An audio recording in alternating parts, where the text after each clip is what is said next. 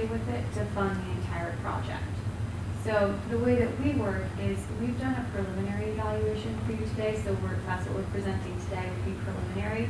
The next step in the process would be for us to do a very deep engineering design, and from that would be a fully executable project. So we could put boots on the ground to actually start any construction and design work at that point. But the bottom line is that a project cannot exist with City of Groves if there aren't savings to fund it. So anything we suggest to you, if we get down the line and we realize, okay, we can do base project one and we can fund with savings to add-on opportunities within the savings that we've found, that could be the project that you could utilize.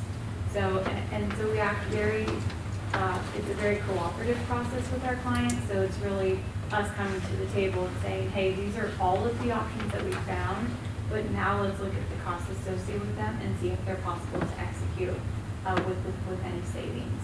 Does the state offer any grants or Entergy or anybody? That's a good question. So there are occasionally rebates available for reduction in utility expenses. We mostly see those rebates on the lighting side. So if you were doing a lighting project at the city, switching from fluorescent to LED lights, for example, you know, we actually, Z and I attended a wastewater conference a couple weeks ago, and the woman from Texas Water Development Board presented at that conference, and there are some dollars available, mostly in the form of low interest loans, so not so much grant programs, mostly for this type of project, the ability to secure low interest financing. But Mayor, Council, the beauty of this project, or if we move forward, is that they'll have to show bona fide savings. So they will not only fund the project to make our plant more efficient, they will also use the savings to pay for that upgraded efficiency. Am I saying that right? Correct. And Mayor, to answer your question, yes, grants are available and there are many sources of grants. We have a customer down the road from the group who elected not to utilize any grants because grants come with strings. And you have to meet federal procurement requirements, you have to, and it becomes a quagmire for a small city to just police. And they said, we'd rather pay the extra 0.5% in interest and not have the federal government and the state of Texas involved in our business. So that's one way of doing it. To answer your question, sir, is there are the 302 basically permits us to give you a firm fixed fee. So there are no change orders. Second is that you shift the risk of the project to us. So we take risk of the project from a performance, cost, and operational efficacy standpoint. So the risk is, unlike what you've been used to in previous typical construction contracts where change orders are normal, there are no change orders with us, so it's a firm fixed price. The other is that your operating team sits at the table with us on day one and influences, or not influences, but recommends their preference for equipment. We don't sell Schneider equipment. We're agnostic to Schneider's products. We sell what is preferred by Mr. Sosa's team. That's the key. And we don't like to change the platform. So to get all that firm fixed price as a long answer to your question, typically if you were to engage a consulting engineer, they charge about 10% of the construction cost to do the engineering. Ours is a unique situation where it's somewhere between 3 to 5% of the estimated cost of the project, but it's not a cost that you would pay us. If the project is accepted and moves forward, it gets rolled into the financing piece. It's what we call an IGA fee, and essentially IGA is an investment grade audit, and it's a breakup fee. And the reason it's there is that we've had, and most of our peers have had, and when you are not in that category, there are some communities that wanted free advice but didn't put any skin in the game. And they walked away and then they implemented the project. So the whole purpose of that cost, and my envision for the size of project, and I'm going to throw a number out, I think I'm going to be pretty close. On paper, a commitment of around 120 to 125, $30,000. That's it. But you will have a project that will have potentially a $2 to $4 million design components to it. So it's 3%, and it's just a paper obligation. In the event we develop a project and it qualifies within 302, and you mayor decide, okay, thank you for your engineering, I'm going to do the project myself, and then you say, I'm going to give you $125,000, and you leave, and we'll get it. We don't like that, but that's not what we do. 99% of our customers said, no, go through with it because we like the sole source responsibility, we like the risk transfer, we like the guarantee component. All of those are very huge benefits to the city.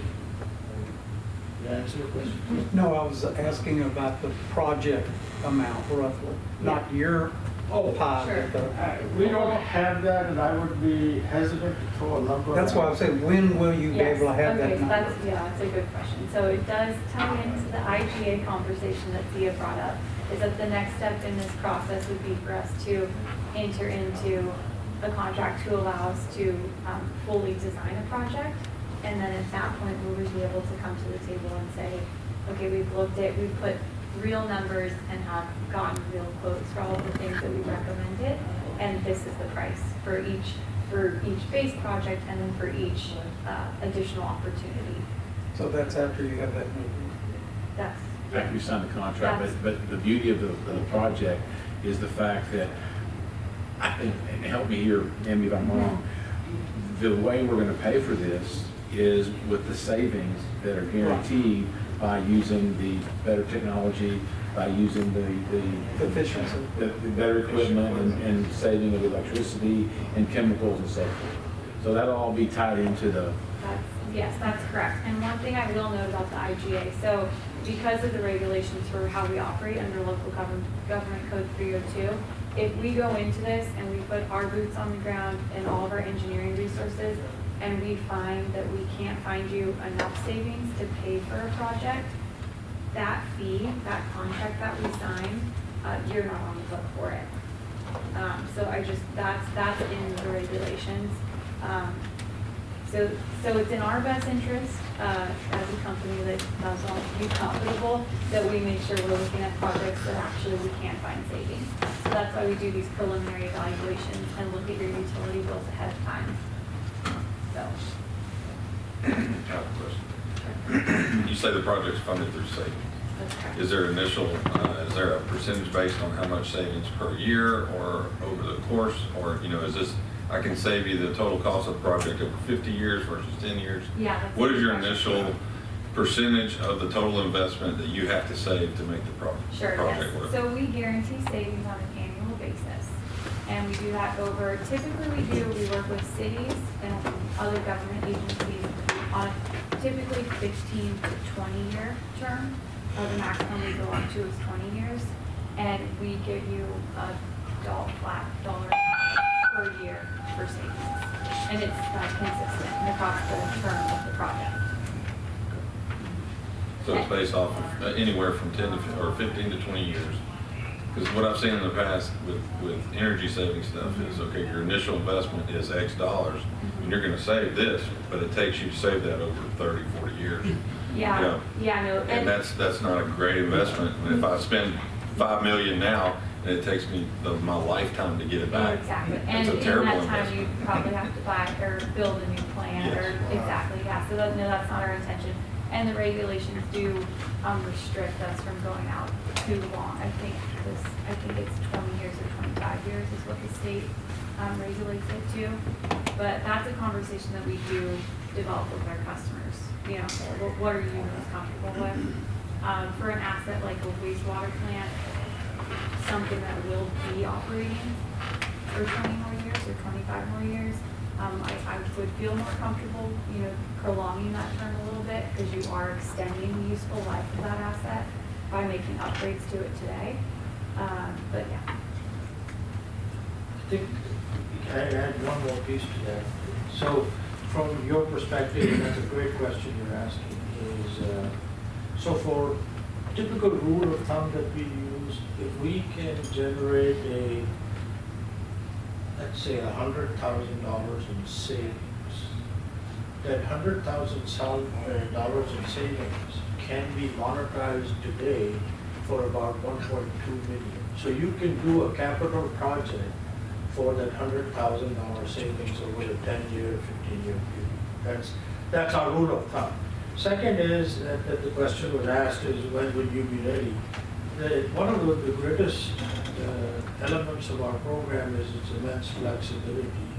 So we will have regular and routine meetings with Mr. Sosa's team that will come at the 30% completion, at the 60%, and at 90%. That's at 60%, Mr. Sosa's team says, this is a bad deal. That's an off-ramp for you. It shuts down the whole process. So you're not locked in till the very last minute. You have many opportunities and off-ramps to say, okay, stop it. This is not going with the way I liked it, and this is not what we wanted.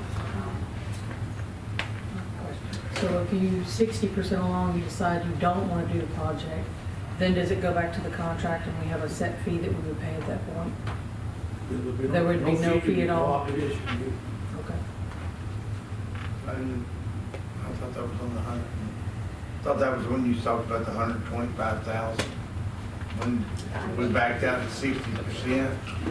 No, that 125,000 is only payable to us when we come with 100% Okay. design, and you elect not to do the design. Okay. And we have incurred, and that allows us to recover less than 3 to 5% of third-party engineers that we hire to do the design. What, the evaluation of our wastewater